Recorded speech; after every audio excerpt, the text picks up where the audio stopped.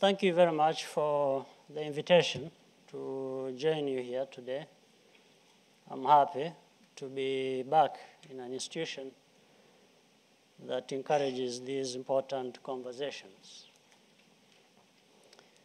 Next year, the modern international system, which began with the founding of the United Nations in 1945, will be 70 years old. 3 generations after the horrendous destruction of the Second World War, we live in a world transformed for the better. The pace of economic and human development has never been so rapid or touched so large a share of the world's people. Some of the fastest gains are being recorded in East Africa, to which Rwanda belongs. In the region, we are responding with concrete steps to deepen our common market and build the infrastructure we need to compete globally. This progress comes because accountable governance and free markets increasingly allow the benefits of science and technology to reach almost anyone on the globe. The cooperation and partnership facilitated by the international institutions have continued to contribute greatly to these trends. There is, in short, a lot to be optimistic about. So why then does the world seem to be spinning out of control? The headlines have indeed been grim, but the accumulation of bad news in and of itself does not adequately explain the anxiety. The world has always been turbulent and dangerous, much more so than it is today, in fact. But there was also a sense that frameworks were in place to address global challenges, however imperfectly. That confidence has been shaken. For example, we have seen states collapse into violence, even though their success was a strategic priority for powerful members of the international community, as reflected in the tens of billions of dollars spent to build them up. We have seen that peace, even in the heart of Europe, can no longer be taken for granted. If that is the case, then what other bedrock assumptions of the international order might be open to question? We have seen that eliminating individual terrorists or defeating terrorist organizations does not signal the end of terrorist ideologies.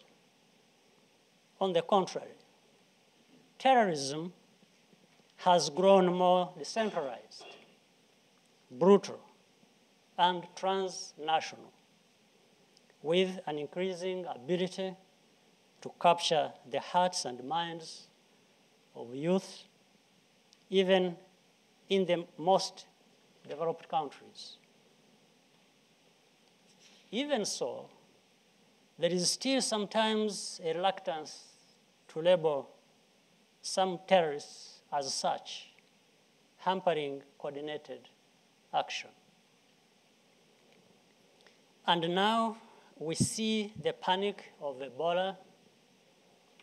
For months, it was assumed that the outbreak would remain a local problem, as it always had in the past. Now, it is a global threat, and there is still lack of clarity as to how it will be brought under control. With all this, it is no wonder that some commentators have gone so far as to question whether the global order is beginning to unravel. I do not share this pessimism. Today's turbulence is not really new, at least not for those of us on what is still sometimes referred to as the periphery. And an international action has always been better at containing problems than at solving them. The falling cost of transportation and communication means that containment is no longer an option. A problem can arise in a small place and quickly affect the entire world. But solutions can also be found in such places and go on to benefit others.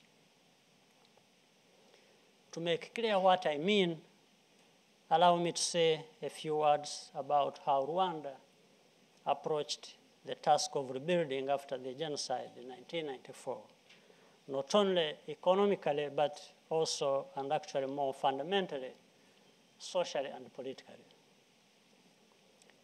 Rwanda is always in the spotlight because our tragic history became closely intertwined with the reputation of the international system itself. It is not only Rwandans who feel they have a stake in how our story is told. Sometimes this results in an endless blame game about the past. But more and more, we have seen that there is also a positive side to the scrutiny. It is helping to bring the story of Rwanda's recovery to wider attention and generate curiosity to know more about how exactly we went about solving our problems. Let's recall where it started. 2 years after the genocide, more than 2 million Rwandans, among them many perpetrators, returned home to a deeply fractured nation, living side by side with those who survived. The urgency of national reconciliation and justice was very clear. 1 million people lifted themselves out of poverty in 5 years period. And we now welcome more than 1 million visitors there to our country.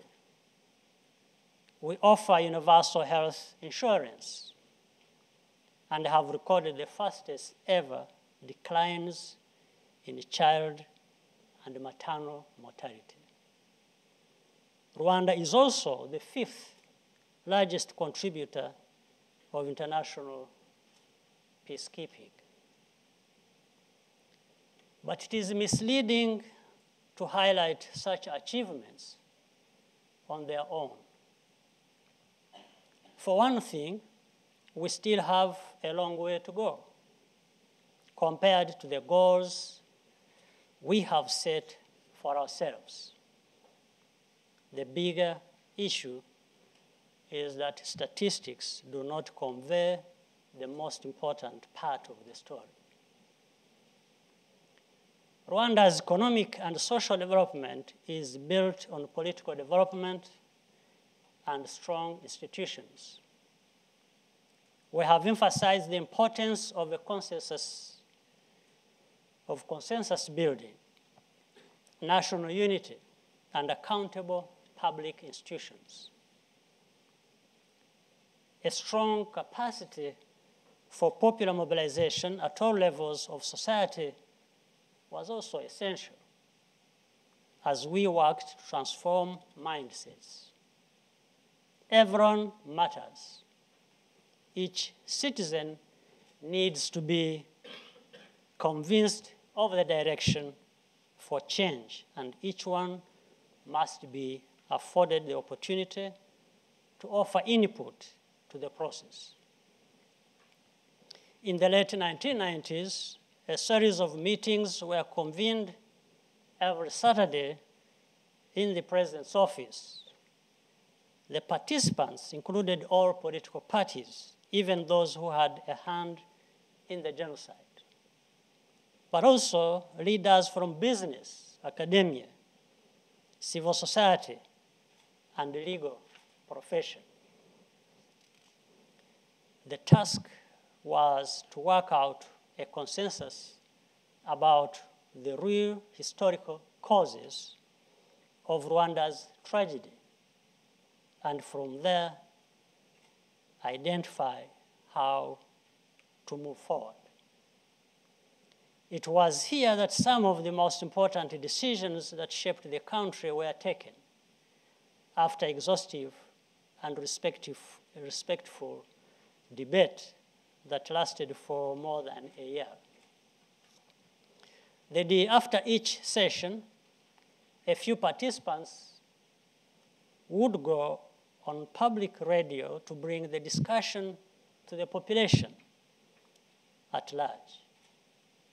This helped Rwandans to see that there was a serious effort underway to resolve our problems and encouraged public debate about matters that directly concerned them. The gacaca system we established to try genocide cases was able to hear 2 million over 10-year period. But before we go to the point of actually implementing the system, before I got there, the idea was discussed extensively in different settings by a wide range of Rwandans, starting with these formal talks in 1998 and 1999. Meanwhile, this effort was opposed by outsiders, even though they offered no alternatives. At the same time, in the course of these discussions, the necessity to restore trust in public institutions and public servants became clearer than ever. Since then, the fight against corruption and abuse of office has been firm and consistent, to the extent that at times it even became a source of friction. Well-organized political organizations are an important part of nation building. The RPF and its coalition partners came to the table with a well-developed program of action derived from progressive ideals. But the outcome of these dialogues reflected a wide national consensus, not just our own.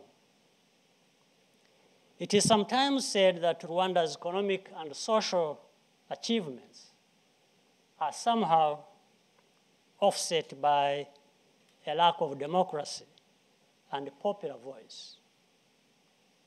The truth is exactly the opposite. What is commonly conceived or perceived as Rwanda's biggest weakness is actually its greatest strength. We would have gotten nowhere without robust mechanisms that enabled major changes based on popular participation. Inclusive politics and accountable governance are the reasons why Rwanda is not just secure, but stable. They explain why external financing for Rwanda's public institutions produces measurable development results year after year. They explain why Rwandans express high levels of trust and satisfaction with the quality of governance in independent surveys. And just as crucially for a society that was as divided as ours, Rwandans increasingly trust each other. Back in 2007, a Gallup poll and survey found that 36% of Rwandans believed a stranger would be likely to return a lost wallet to its owner. And 88% believed that a neighbor or a police officer would do so. These were some of the highest rates recorded in that survey. Rwanda's successful Eurobond offering in London last year showed that the trust Rwandans express is shared in financial markets as well. It is a key component of our economic growth and investment strategy.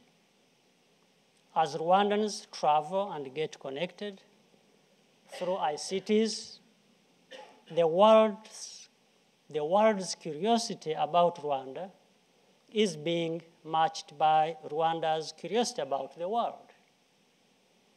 And we are finding that our country's story means something positive to people beyond Rwanda. We are no longer just a country of genocide. Perhaps we even have something to offer as a nation to others. There are no shortcuts. Nation building, by definition, cannot be externally led. The solutions that Rwandans developed through consultation cannot just be transposed elsewhere. Neither can the solutions that other nations, poor or rich, big and small, have used to achieve success at nationhood at various times in their history. But without greater understanding of the political and institutional basis for resolving the problems of social cohesion and public trust, we, meaning all of us, will continue to struggle to find our way through this period of global uncertainty.